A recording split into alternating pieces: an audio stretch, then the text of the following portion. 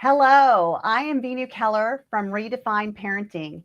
I want to welcome you to the Spanglish World Network and H.E.R network on Zingo TV, channels 250 and 251. Please remember to download both the Zingo TV app on the respective app stores on iOS and Android devices. While you download, make sure to rate and leave a comment. The app is free. Zingo TV is also available on Google Chromecast, sorry, I say American, Amazon Fire and Fire TV sticks, Roku and Roku sticks, also on smart TVs from 2016 and forward. I am so excited today to have this amazing guest who actually is on the same realm I am when we're talking about how do we give kids a childhood they don't have to heal from. It's looking at childhood and seeing from our own perspective when we grew up, how we were parented, and what are the wounds that we now as adults are trying to go back and heal so we can be a better version of ourselves and in turn be a better version for our children. And so when I started to create this redefined parenting, like I have said in other episodes, it is really about not trying to find there's only one way to parent our kids. If we stick to that, it's going to be putting a square peg in a round hole. It's never going to fit. We need to be able to find different tools and different methods in order to give our kids that childhood they don't have to heal from. And so I had the privilege of talking to my guest, Curt Jordan, who is the founder of Kong Academy. And when we were having this discussion, we were really talking about the resiliency of our children, especially after COVID, of being so isolated and feeling so alone. And, self-worth, self-esteem went down because even if they didn't have the pressure of feeling any type of rejection or whatever in schools, they now felt that internally and socially, especially when they don't have that big social media following, or they want to be like people and they don't even know how. They can't even mimic it because they're not in proximity anymore. And so when I was talking to Curt, we were talking about the resiliency and what Kong Academy actually is. And it's really, I always say we want to teach our kids to be happy, healthy, and independent. And so when Curt and I were on this conversation, he's like, that's exactly what Kong Academy does. It takes these kids who, have these different ideologies of who they are or what they should be, and through his program, him and his partner have created these amazing ways and techniques about creating these kids to be more independent, which in turn gives them that resiliency they're looking for. So, Curt, welcome to the show. I'm so excited to have you here. Thank you. Thank you for having me, and thank you for making the space to have this very needed conversation. So, yeah, I'm honored to be here. Absolutely. So tell us, how did you really get started with the Kong Academy? Like, what is it? But more than anything, what's your vision and your purpose for you and your partner to put the time and resources into creating this? Like, where did it all come from, this idea? Yeah. So, I think this comes from, I think, just an amalgamation of all the things that I have done in my life. I have worked with kids for over the past 2 decades, and that's a big chunk of my time. So and this is the thing that I truly believe I was created for. And I know that's a bold statement to make, but this is the thing that I have a passion for doing. This is the thing I have a virtue and gift in, and this is something that I've had the most practice with. And even from a younger age, I would be working with kids, and I would be, when I started, I was 13, I was teaching swim lessons, right? And when I was sitting there and I was really valuing this connection with, a younger kid, maybe 4 or 5, trying to learn how to swim for the first time, which is scary for a kid, right? And you're trying to get in, and you're trying to get them to take a chance, be brave, right? Contend with something that's unknown, and then they come out just a little bit bettered. That was something that planted seeds really early for me, in that this physical experience that that kids are drawn to, that kids are wanting to be a part of. If that can be harnessed with virtue, and in that, like the same thing we just talked about with bravery or resiliency, or any of these lip service topics that often people talk about, but they don't have an actual way of giving that to a child, right? It's just something that you hope for, right? Mhm. It's just this, like, it's an aspirational value. Yeah, I hope my kids become independent, Right, right. resilient. And so, but there's no how. And Right. so the why Kong Academy is because that how needed to exist in a tangible, logical way, because kids are not given that opportunity. And I love that because it almost for these kids, how many times our kids are up against something and they're like, it's just impossible. It's just impossible. And it's almost like you have developed this way of showing kids that I am possible, like I'm possible in doing this. And Mhm. one of the things that I love that you just said is it's a doable thing, it's an action thing. Mhm. One of our, we both have one of the same mentors, Tony Robbins. He says, like, success leaves clues. And if we look at that, what is it really saying is like anybody who is successful, at least through my definition, they are the ones that take action. The issue with kids, and you just brought this up, is that when they see this task at hand, even if it's going back to the swimming, and they're like, that's just impossible. I don't know how to do it. And so they don't even know what actions to take, right? Like, Mhm. is it just like, you know what? Let's just take one step. Let's just put our feet in the water. Let's just get Mhm. comfortable with that and let's get our feet in the water. And so by taking these different steps, they're actionable and the child just doesn't have to sit there and wish.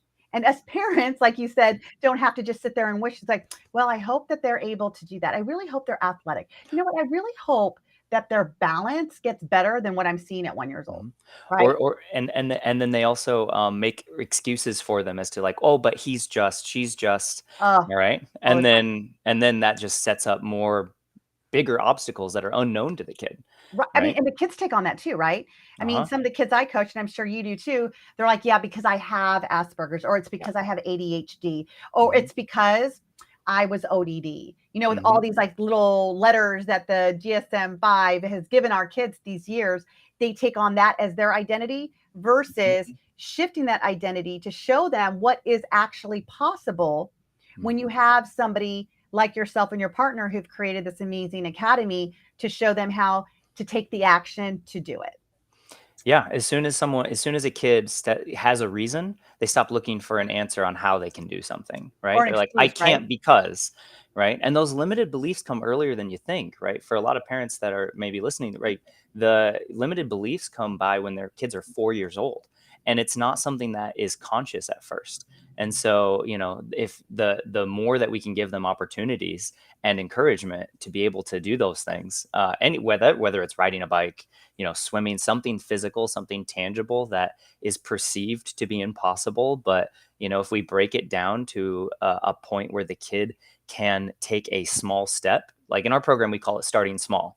So we start small when you are trying to learn how to do a big jump or you're trying to do something that's tricky, start small, break it down. And then you're actually teaching kids how to progress, because if you can teach the function of something as simple as starting, you want to learn something new, start small, like there's nothing in this world that that you want to learn where that isn't true, right? It's just so I'm just so blessed to be able to do this for kids, because it's so needed. And in yeah, I'm super grateful. So So, so tell us, what age do they like?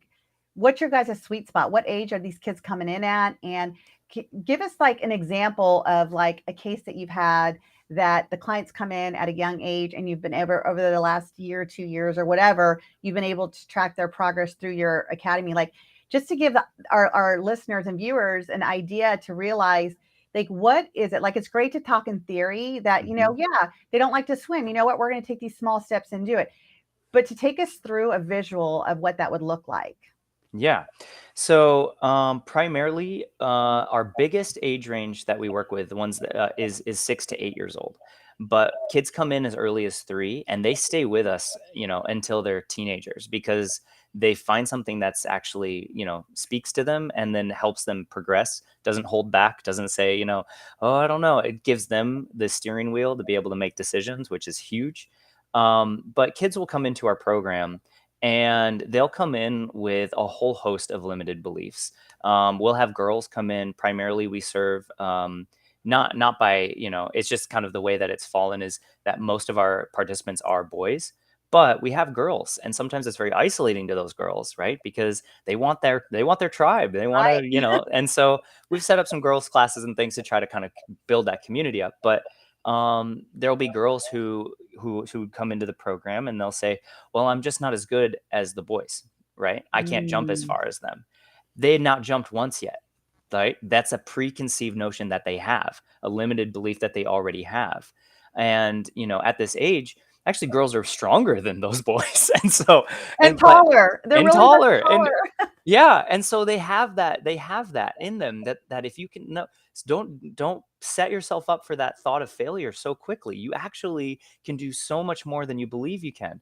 So we would do a couple of jumps on the ground, right? So we have parkour classes that we get to teach through, because that is the physical representation of overcoming obstacles. Literally, it's literally what it is. And so kids are having to contend with jumps from, from 10 feet in the air, 5 feet in the air, 3 feet in the air, ground level. And we start small. We teach kids, start small. You want to do something, you want to be safe, we start small. We're going to jump from one line to another line. And in the first jump, she's like, I can't make that jump. She's just eyeballing it. She's like, I can't make the jump. We're on the ground. And she's like, I can't do that. And she gives it one try, overshoots the landing, Wow. and she doesn't believe it. She's just like, no, uh, and she's like, doesn't have words for it, and then does that a few times, and then we have to move it further and further. By the end of, I'd say, I want to say it was a couple of sessions, she was jumping at like 4 feet off of the ground to a block extremely comfortably, because she knew how to fall, she knew how to stay safe when she was landing, and she knew what she was actually capable of. And so we were starting to able to turn up the dial of like, okay, Mm. now can you try this challenge, right? And build up within her realm of capacity. But it started with her not believing that any of that was possible, right? And that's one of the nice things, is because, through the avenue, because we teach through play-based education, we teach through this parkour, we teach through these physical representations of behavior and of a belief. You're actually able to get kids to do things and understand concepts that wouldn't actually be relevant to their lives unless you gave it something that means something to them. So if I Right. can be like, hey, you want to play? We're going to teach you how to jump really far. Who wants to learn how to jump really far? Every kid was like, I do, right? Like, Right. yeah. So we're able to reach a lot of kids because they want to do it. And then when they come in, they've got all these beliefs that either, they picked up from their circles, or that they've installed in themselves because of, some limited doubt or belief that they started to have. And so we get to actively work on those. We actually have an entire quarter on removing limited beliefs, because Wow. because that's such a common thing for kids that Right. come in. Right. So, No, I love that because, I do believe that, the beliefs that they start to incorporate now at a young age, it's not that, I mean, it's so easy now to shape beliefs before they get to adults. And that's one of the things that, when I'm say, let's, give your kids a childhood they don't have to heal from. Part of that is actually being able to identify the beliefs that they're picking up. And, from birth to 12, that's where their whole personalities are being developed by the influences in their life mainly, until they get to about 7 or 8. And then all of a sudden now it's the experiences they're experiencing that give them that. And sometimes, like these kids, like we rely on these superheroes, for them to watch. And why are they super to them? Because they have this ability that the child wishes they have inside of them that they can't do. And they only think the superhero can do it, which also now has almost like a reverse effect, is like, but I'm not that superhero. Like I can't stick to a wall and bounce off of it like Spider-Man does, because I'm not mhm, Spider-Man. I don't have that ability. And so I almost like, one of the things I love is that you're almost teaching them how to create that superpower within them, that it's not impossible, it's just training. It's changing the mindset of what you think you can't do to what you can do. mhm, And you're giving them that. You're giving them the can do. And that is so, so impressive, because where are we getting any of that in school? When you go to school and our kids are going to the education institution, we as parents were finding out very quickly don't even have an opportunity to say, no, no, no, no, please don't put that in my child's head right now. They're too young. Like we're losing the battle as parents right now. And then we have to have them come home and then we have to reprogram what they are learning or doing if they have that open, safe, and trusting space with us to even share with us, which I've talked about in another episode, is that creating that safe space for children to be able to talk to us. And if they don't, they continue to stack those beliefs of what's not possible. Like Mhm. you said, just walking in saying, I can't jump that. Like, how do you know? I Right. just know. I just know I can't. So every time they say that, they're just reinforcing that they're not capable. And a lot of the I know I can't comes from I don't think I'm worthy. I Mhm. don't think I'm good enough. I'm I don't scared. want, yes, I don't want you to laugh at me. I don't Mhm. want you to think that I'm a wimp, you Yeah, know? and it's that lacking of the emotional vocabulary, and I don't wanna necessarily say courage, but a lot of times it is. It's this bravery of, like, if I say this, what does that mean about me? Mhm. Which ties into your comment about worthiness, right? So I will hide that from myself, but actually to demonstrate, that's, something that we teach in our classes. Say how you feel, ask for what you need, and I'll have them Mm. repeat that over and over Yeah, again, and can we'll you repeat stand it and again adjust. for can you please Yeah, repeat it again 100%. for because I think that is so pivotal. And you know what, guys, if you guys have any questions or comments for myself or Curt, please, we get the comments in here, we can answer those questions. And I would also invite you guys to have something to write down. You know, my other mentor, Joseph McClendon III, he says, what you write is what you invite. And so this is one of those nuggets I want you to write down. So Curt, can you please repeat that again? Yeah, it's super simple, but that's why it's good. Say how you feel, ask for what you need. It Mm. doesn't matter how old you are, that is going to be of service. Say how you Yeah. feel, ask for what you need. I If think that I'm so sorry. I just think that I want to stay on that just for a second because please. that's one of the things that I feel us adults have the biggest challenge with. A lot of our fears come from that. It's asking for help Mhm. or because what we make that mean, that we're less than, or again we start judging ourselves, right? That self-beating starts if we ask for help. So I have to be tough enough, I have to be strong enough, I have to be Yeah. brave enough to do it by myself. So yeah, so please continue. I just wanted to Yeah. add that because I think us adults do that a lot. Oh, and yeah, because it's emotional behavior. And if you think that you are over it because you're older, then I'm sorry, but you're not. I mean, you have the same problems that a 6-year-old does. You just have them in different vessels, right? Like I literally saw a grown woman the other day have a temper tantrum, right? Like I've also seen that from a 6-year-old. I've seen that from every age in between. It's how you handle your emotions, and do you have the tools to be able to do that? And if you don't, what tools do you need to learn so then you can model those? Because that's the other thing, right? Like as parents, if we're afraid to say how we feel and ask for what we need, how can we expect someone who has had far less experience to be able to do that, right? Mm, So, if we can model first and then absolutely. just reinforce, like just asking your kid, hey, if they're shutting down or whatever it is, say how you feel and just ask me for what you need, right? I'm upset. I need some space. I'm scared. Could you help me? Right? There's so many. This is yeah. There's so many practical uses of this. It's so funny. I think I shared this last week, but I'm going to share it again. So, my husband and I, we have 6 kids total, and two of them live with us full time. They're twins. They're almost 10. They'll be 10 next month, and they're boy girl twins. And our boy, he definitely is. He's definitely vocal about his emotions, and he would like if he didn't like what his dad or I say, he would like just walk off. And finally, about 3 weeks ago, I said, this is uncalled for. Like, this is very disrespectful. And I and your father want to honor what you were feeling. So, the way we're going to do that, instead of you walking off and being disrespectful, is you're going to say, I am mad. I am hurt. I feel like, you're lying to me or whatever you're feeling. I want you to say it and then tell us that you need some time. And we've always created, since they were babies, your room is your safe space.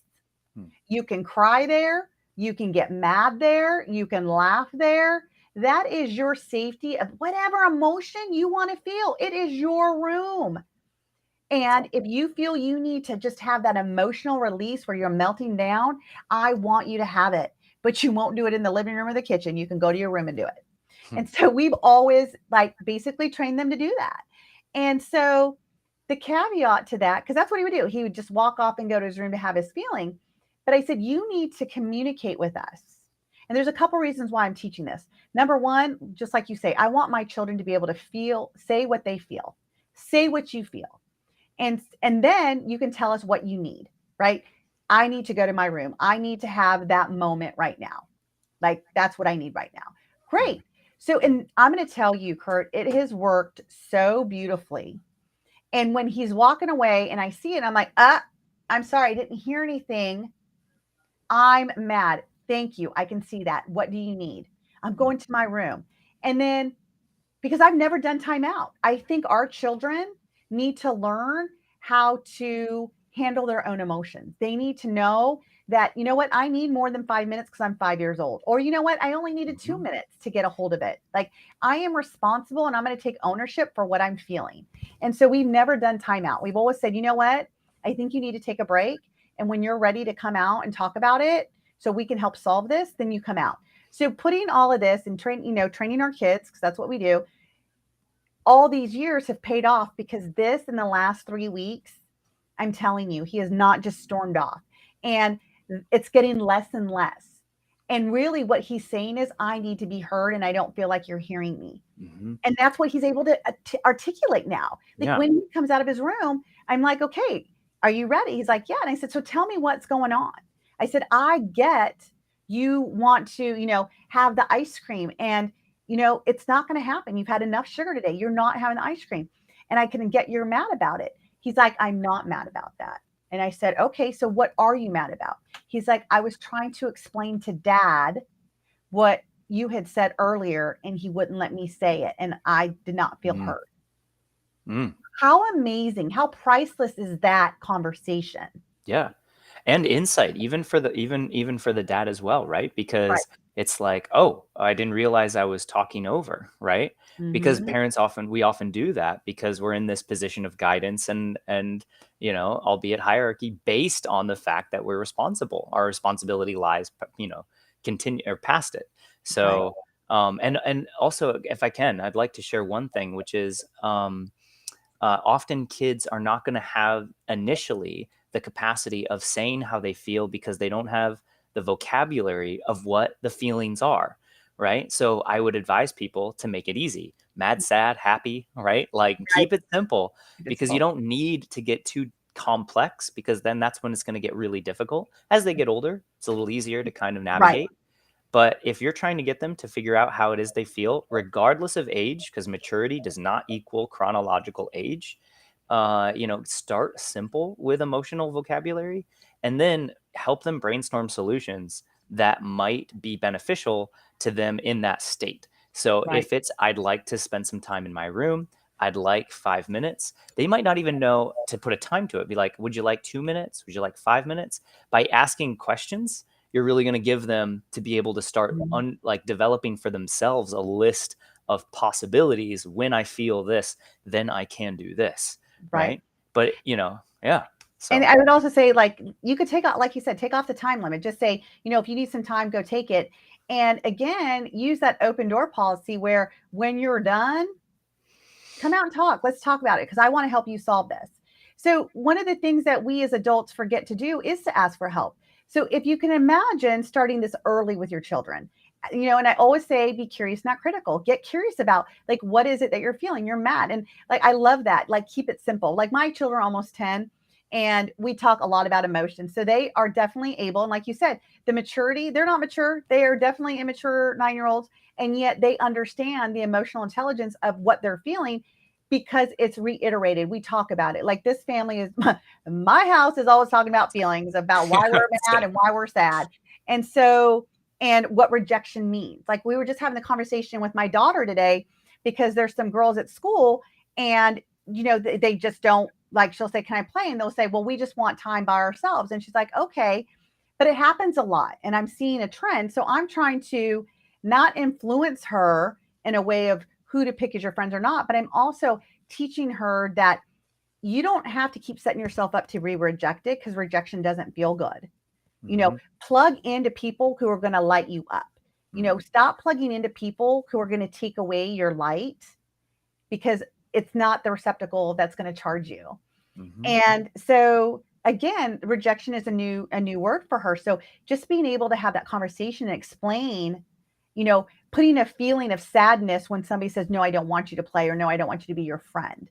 What Hmm. is that really that you're feeling besides sad? Like, what's the word? It's feeling like, that rejection, which goes into where I'm sure a lot of your kids at Kong Academy, it's like they find their like-minded people, and you guys accept people, so they're not into that loneliness, like, I'm not accepted, I'm not seen for this, whether it's boy, girl, color of skin, religion, or whatever. It's just everybody's accepted, Hmm. and they don't need to feel that rejection of I'm not good enough. Because Hmm. let's just face it, the minute somebody says no to us, whether you're a teenager and the guy you like says no, or the girl says no, it's a sense of rejection. Hmm. It is. And if we could teach our kids now how to grow, I should say, grow through these emotions and understand what is really happening. And I like one thing else you said is like giving it a different meaning. The meaning we give something, the meaning of that is so critical. So I really, really love that. Say what you feel and ask what you need. Hmm. It's simple. It's something that's very simple that can be implemented at any age, starting at 3, and it doesn't go away just because we get older, right? Because when in an emotional state, that's when things get so complicated because we're having to control our emotion. If we can boil it down to something that is simple, then it's easier to execute, because the harder and more complicated that you try to make something, the less likely you're going to do it, and the less likely you're going to do it when you're emotional, right? Like especially for parents, like if you're having to give a consequence to your kid, having pre-framed consequences ahead of time, like for just an example, helps you not flip out and do something you're going to regret and be guilty about later, because you've already planned that. You just have to control your emotion, right? It's just this, can you make something simple and pre-thought, where then when it comes time for action, it's showtime. This is now relevant. Say how you feel, ask for what you need. I mean, these are things that, like, we love to bring to our kids at Kong, because this is something that is not being taught, right? Or when it is, it's suboptimal because it's Right. not relevant to their lives, and so they don't care.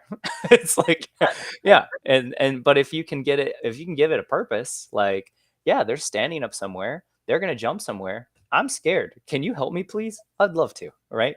It's Nice. something simple that makes it tangible, and when it's real and relatable, then it's actually going to be internalized. That's the thing we're looking for. We're going to physically connect it to the experience that we're trying to give to them, so then that way they really understand, and it doesn't come with a worksheet, and it doesn't come Mhm. with, like, write a poem about a time that you may have been frustrated, right? It's Right. like, no, this is how you actually are going to deal with these problems. And that's really what we love to do for kids, because kids need it. So, I love that. So I'm curious, at Kong Academy, one of the issues that I run in a lot, especially with my teenage kids that I coach and I've seen throughout, is the social skills of not feeling left out. Like, I have a lot of kids that I coach and they just feel very lonely at school. They feel like nobody wants to play with them. Everybody's not their friend. Everybody hates them. They don't fit in. You know, um, do you see that trend too with some of these kids that come to you? And certainly. how are you guys supporting them? How are you guys supporting them in, being able to not feel left out or isolated when they're in social settings at school? Choices, I think, would be my first way of framing that. Because if I don't give kids choices, then I'm left for me to run the show, and they're not able to. They're minimally getting social interaction, right? If I give kids more choices throughout the day of who to work with, the more choices that I'm able to give to them, then and if I'm able to let them choose, and then I hold them accountable to whatever actions that they are doing, and then I let them choose again, that's Hmm. ultimately going to be a really great way to craft a whole host of things. Because if I let a kid, for example, if I let a group of kids choose an activity and self organize that activity, right? Well, now they're going to have to make sure that it's fair for everybody, enough to where they have enough players to where they're going to keep playing. And if a couple of kids or a kid feels left out and they don't want to participate, but then How kind are they to that individual? Are they trying to include that individual? I can hold them accountable to those actions, and I can also help guide, how do you want to participate, right? Right. What is it that you do want to do? Again, giving them choices of expression, because if they're not being seen and heard, something that you talked about with your 10-year-old, right? I just wasn't being heard, right? And you're constantly being overshadowed by a teacher, or someone else in class that's just louder, right? Or Right. something that's someone more charismatic or whatever. Then you're never really able to kind of see the person, connect with them, let them shine in their way. So choices would be the very first thing that I would consider. um, Do you guys feel like there's any, like, let's just face it, cliques are always going to be here. We've had oh yeah. cliques when we were growing up. I'm sure you had cliques when you were growing up. Like, it just is. And it's so funny. We always migrate to these people that we call popular, right? And Mhm. it's like, I look back now and like, well, what made them popular? What made them like, why? It's like the people that rejected me are the people I wanted to be a part of.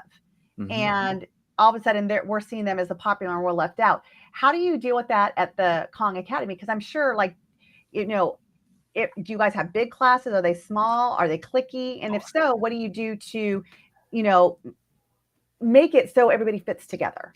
Yeah, so we do a quarter. So we have 4 quarters that we rotate through. One was limited beliefs. Another one is we work on active communication and relationship skills. And so finding partners that you normally don't work with. Doing blindfolded activities with people that you normally don't work with. Things that give them, again, that physical and tangible experience. But for older kids, right? Because this is for younger kids, I think it's a little bit easier to manage because Absolutely. they won't play. But for teenagers, for preteens and teens, one of the I give them choices, which is something that they are desperately in need of, because Yes. they're never given the respect or responsibility, decision making opportunity to practice developing those processes, so they don't feel like they're respected and seen and heard. Mm-hmm. But then also, I call it straight love talk. Have straight love talk with them. Tell them exactly what your experience was and what you think about it. Because what I tell, because we have 2 boys, 11 and 13. And the 13-year-old is starting to experience this very thing that you're talking about, right?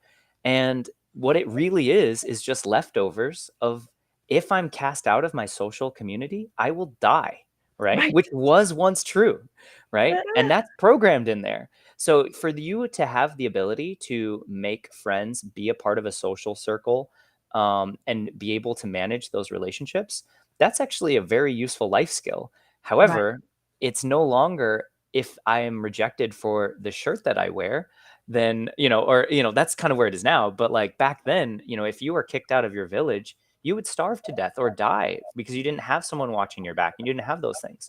We're mammals. We're social. That's part of our survival strategy. Right. We can't escape that, right? No matter how sophisticated we become, that's still part of our makeup.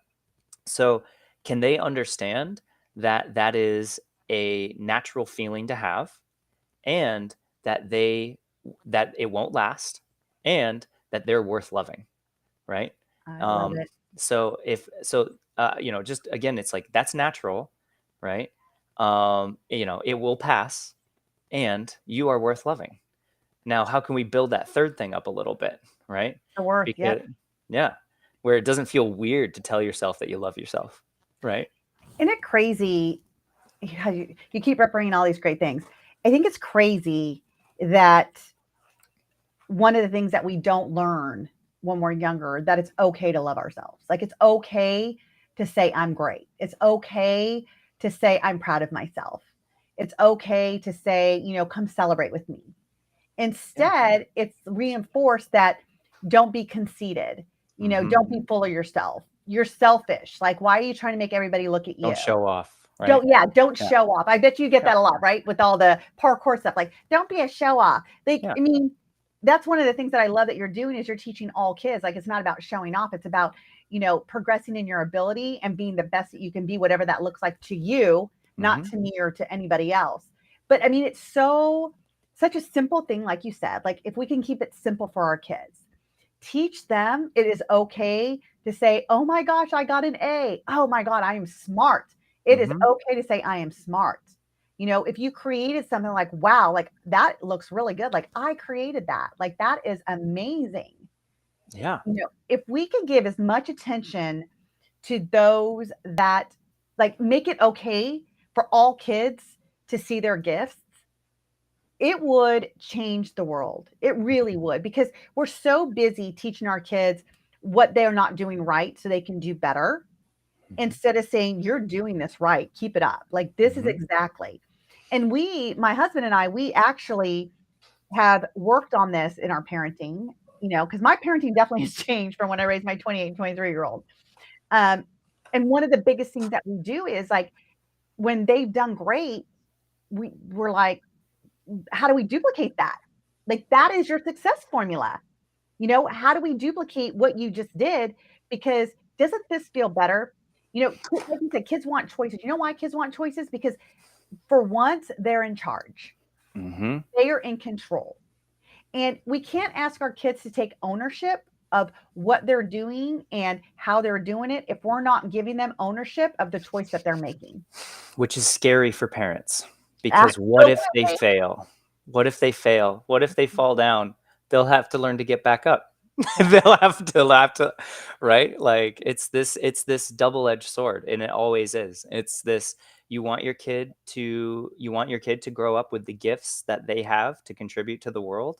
They're Mhm. going to need to be given choices. Right. But it's scary to give them choices, because what if they fail?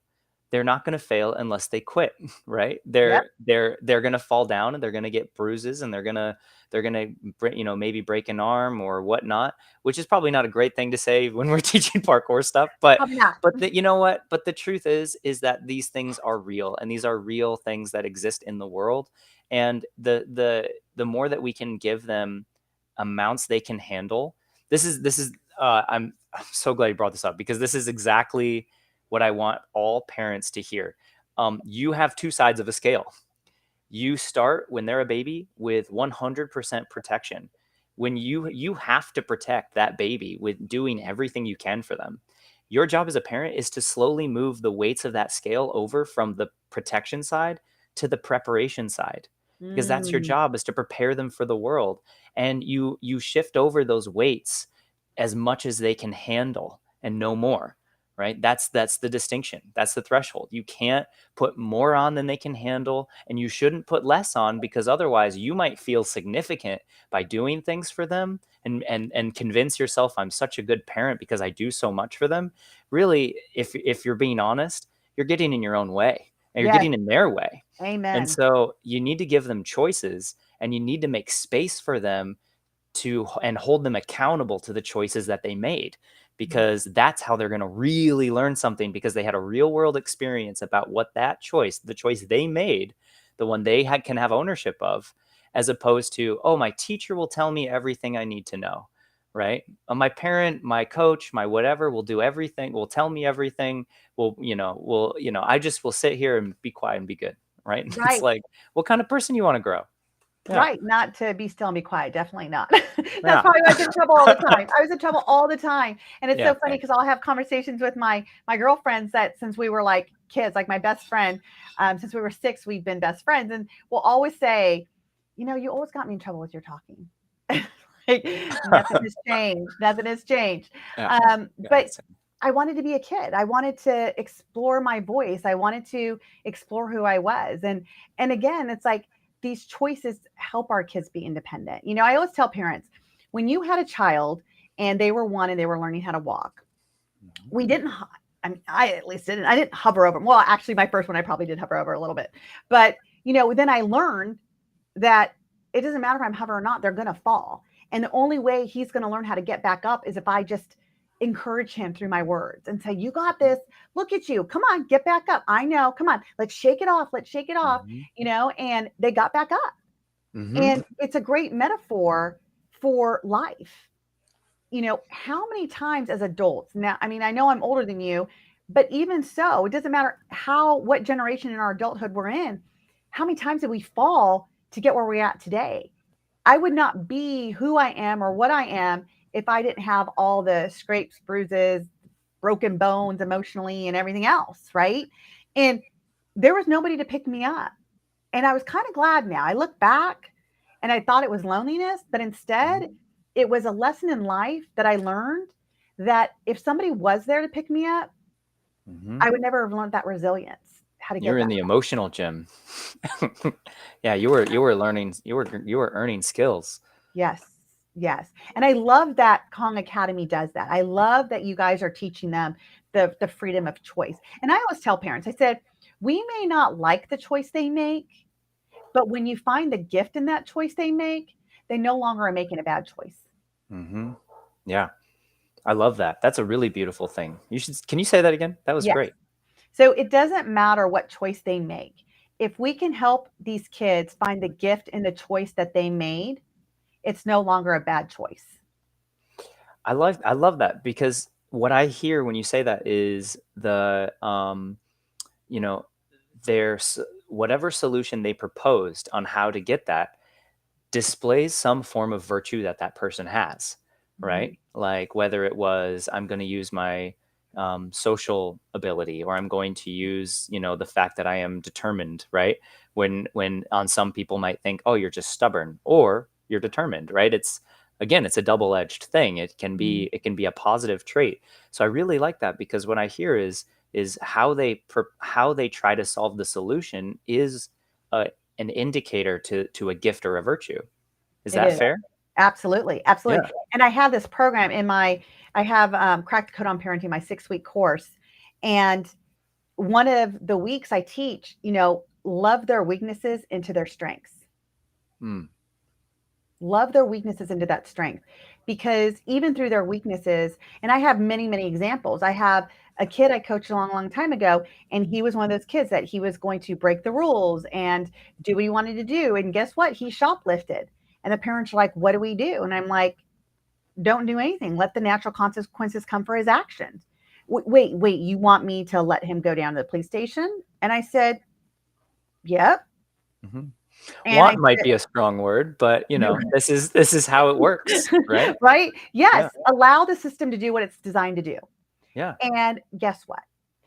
After just 1 hour or whatever it was, and the parents went in there and the kid got questioned, um, the child changed everything. He was no longer the rule breaker, because when he broke the rule, he had the most important gift, that he wasn't just affecting himself, he was affecting the people around him. And one of his strengths was that he was really compassionate about people. Like, he didn't want to hurt people intentionally, right? Like, even though he's a rule breaker, he wasn't one to go bully you or hurt your feelings, because he cared too much about, he had a lot of compassion in him. And so when I talked to the parents, I said, so his strength is compassion. What if you were able to use this choice that he made as the effect it had on other people and go to his strength of compassion? What could we teach him then? And that was like loving his weakness into his strength. And that boy changed. Like, even the teachers, like a month after, the teachers like, okay, what happened to this kid? Like he is like following the rules. Like, he's not going out of his way to get the attention by Hmm. breaking the rules. And that's really what it was. He wanted to say, look at me, look at me. Well, guess what? He got look at me real big at the police Yeah. station, right? He was held accountable to the decisions Correct. he made. Correct. Yeah. Yep. Instead of the parents going, oh my gosh, if he goes to jail, what is that going to make me? Or juvie or whatever. Like you said, it's parents cannot take ownership for the lessons their child's going to learn. I'm going to say that again. We cannot take ownership for the lessons our children are going to learn through their choices. My adult boys have made some choices that definitely did not go along with the way I raised them, and they will tell you that. And the first time it happened, I felt guilt. The second time, I had no parent guilt, because I know that I did the best that I could as a parent. And I also know that both my boys are adults, and they too need this lesson. They need this Yes. lesson to Yeah. grow. And I can't go lift them up. Like you said, I'm not going to go pick them up. And I asked them 2 questions. What did you learn? And what are you Hmm. going to do differently going forward? Hmm. I think one of the main fears that a lot of parents have when it comes to holding people accountable is, this loss of love, or, that we're trying to protect our kids. But if you protect them, you don't prepare them. And then when they move away, which they will, no, you're not going to be able to bail them out. Right. And so the best, most loving thing we can do is to, hold them accountable. But the main missing ingredient that really people need to hear, which is the thing I think where the fear lies, is you do so with empathy. You do so with love. You don't give I told you so's. You don't make them No. feel bad for making a wrong decision. You hold empathy for them, and you allow the natural consequences to take effect, or the pre-made consequences or whatever, to just do the labor, do the heavy lifting. But then you're only focused on, what, the behavior you gave is not you. I want to help you make better choices because I love you. Oh, Right. And so holding that empathy for them, creating the distinction between your choices are not you. You made those choices. Right. So I love you. I don't love the choices that you've been making. Right. And these, so can you hold empathy for the individual, separate that their behavior is not the individual, and then help them to understand, like, I love you. You need to change your behavior because I'm not going to tolerate this, but I understand, right? right, Like right, what kid wouldn't want to hear that, right? They're given freedom to make decisions, they're held accountable, and they're still loved at the end of the day, even when they mess up. And then after they mess up, they get to choose again, right? right. Like, yeah, That is so great. I align with this so much because from the time that I realized I was going to be a parent again, and by the way, my oldest son was graduating high school when my twins were born, so it definitely was an interesting choice to have kids again and find out that they're correct. twins. And my husband and I talked about it, and I said, if I'm going to do something different, I'm going to stop labeling my kids if they're good or bad, because they are not good or bad. The choices that they make are good and bad.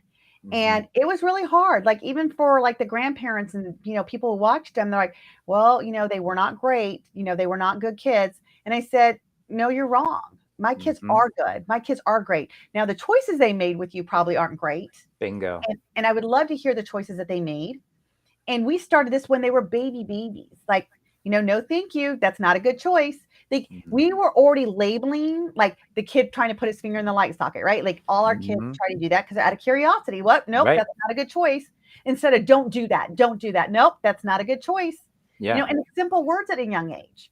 At one, if I'm like, that's not a good choice, you're going to get electrocuted. If you get electrocuted, it's going to hurt you. They don't hear that. Yeah. The no, don't do that. That invites conflict. No, don't do Correct. that. Right. Correct. It's Yeah. That's not a good choice. Mm-hmm. Move and then move there and we always let our actions speak with our words. So if that's not a good choice, I'm moving their hand away from it so they can have a physical understanding of what's not a good choice, right? Mm-hmm. And even now, my husband and I were just in Las Vegas because I was speaking at an event that Joseph McClendon III had, and they were here with a friend of ours. Thank God that we have a family friend that's willing to take on the twins at the same time.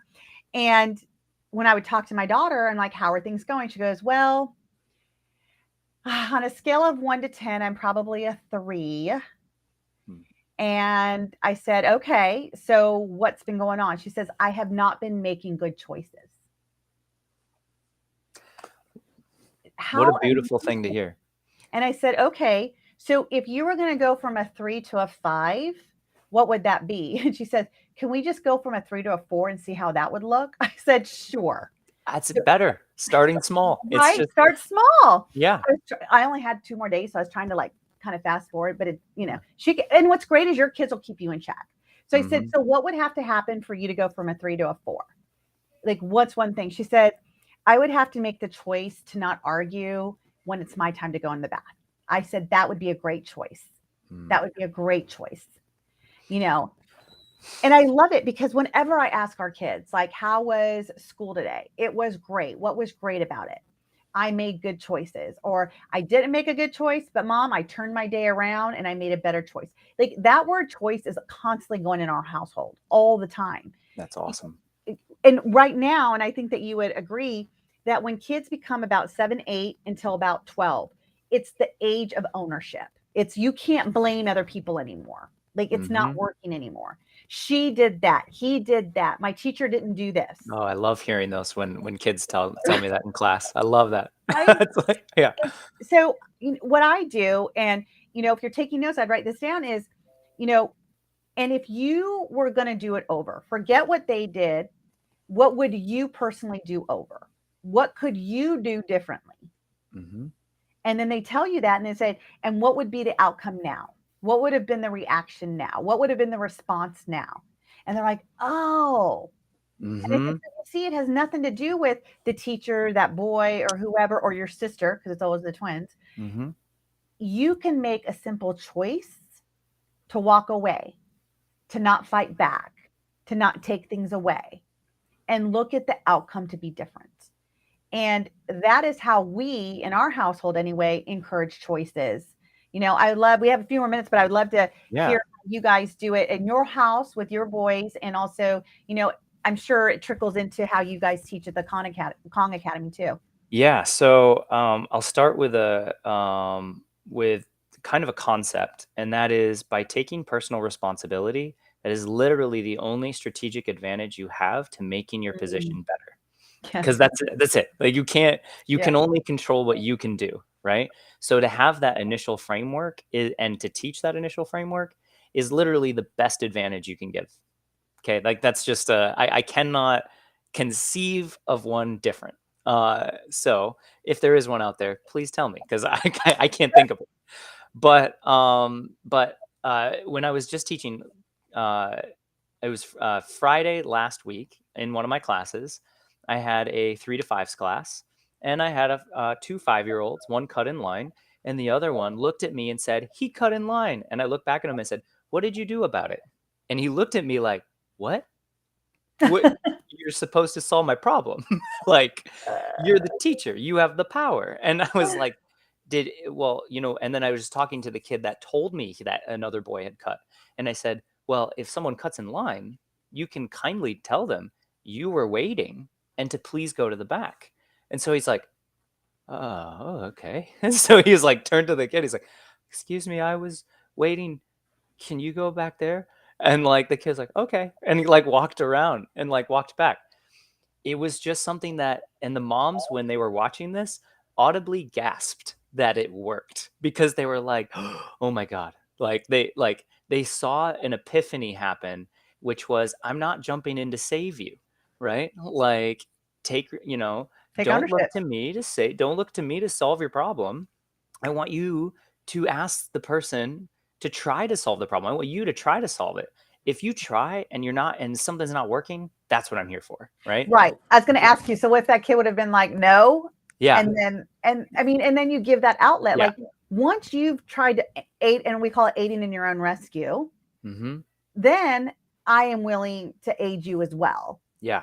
But I can't Asking for solve your help. problems, right? Yeah, asking for help and asking you to do it for me is very Two different, different things. right? Right. And so the first thing is to uh, well, okay. The first thing, because asking about what we do at home, we have 4 rules at home, and if you are listening and you do not have rules, You um, got to get them. you got to get them. Right. And Boundaries. yeah, we have 4. My advice is not to make them. No, don't make a huge laundry list. You're gonna have kids forget them. But one of our rules is be responsible for your own actions. And that will literally shut down. And that's ironically, since it's also our company, that's one of the rules at class. So uh, that is something that immediately shuts down all, yeah, but he, she, it's not Right. it's like, no, I didn't ask about him. I didn't ask about her. I just asked, what did you do? Right? And that completely changes all of that external push out as to how things are not my problem or my fault. And I'm now spotlighting an individual, and I'm like, yeah, I didn't ask. I want to know about you. That holding them accountable to the rules that you create with love and empathy, right, is key. That's just, I mean, like we could bang this drum in 1,000, a Right. thousand Okay. times. So you have Yeah. responsible, just because I want to get these out before and we have another minute. So responsible, and what else? Oh, what are the rules? Yeah. Oh, at our home, we have 4 rules: be responsible for your own actions, Mm-hmm. be grateful, Mm. be respectful, Mm, and be honest, brave, and true. I love that. Those are our 4 I rules. love it. I love it. So we are running out of time. Kong Academy, where can people find more information about this? Because I know you have parenting, you have kids, like you have a bunch of stuff going on. Yeah. I love what you're doing. If people wanted to find more about Kong Academy, can you just give them the website? Yeah, it's www.kongacademy, Kong academy.org. And there we have, virtual classes, in-person classes and camps. And then the big one is our Thriving Kids Parenting course that we're highly encourage parents to check out if they have not done things like rules and consequences and I stuff. love it. I love it. Yeah, I have my 6-week course has that too, because I always tell parents like boundaries make you feel safe. Like your Mm. home is your boundary. You feel safe when you walk in the door and you lock the door. So we have got to be able to create that. I have that in my course too about how do you create boundaries that keep your kids safe and responsible and growing in an independent way. So Curt, thank you so much for coming. Thank I you. appreciate you. I'll bring you on again. I'm sure we could have Yeah. much, much more I could talk to conversation. you for Yes, days. I Yeah. love it. This I love it. It's great when you align with somebody and the Uh-huh. purpose and the visions align. And we're just out here. We're just out here to help parent in a way, not better, but in a way that we're understanding our kids, because our kids definitely don't understand us the way we were raised. So definitely in that world. So Yeah. thank you so much, Curt. I appreciate it. This show can also be heard on Spanglish Radio Network. Please check out www.spanglishworld.ca. Follow all the news and programming. Spanglish World, watch it, hear it, read it, download it, and live it. See you all next week.